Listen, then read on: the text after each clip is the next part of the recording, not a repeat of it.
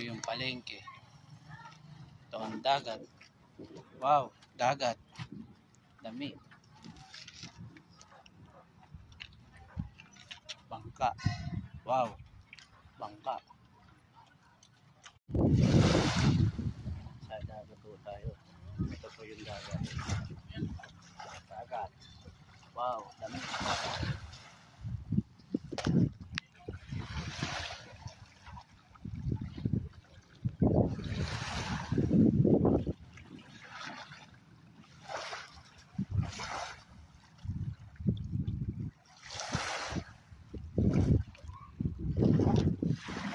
Kaya dito, relax. Napakalinaw ng tubig, kulay green, parang blue. Yan. Sobrang linis. Medyo makulimlim po, no, dun sa parte ng ano. Ayan po, mukhang uulan yata. Ayan. Napakaganda po ng lugar dito. Relaxing po. Sobra. Tanaw mo lahat.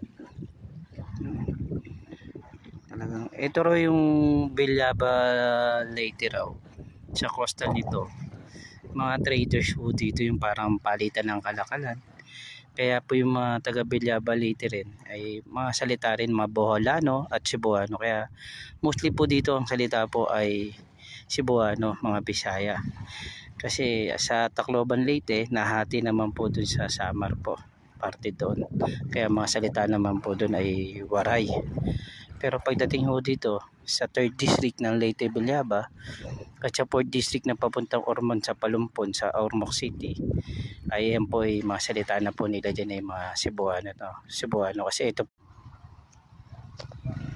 yung merkado ng Villaba Leyte.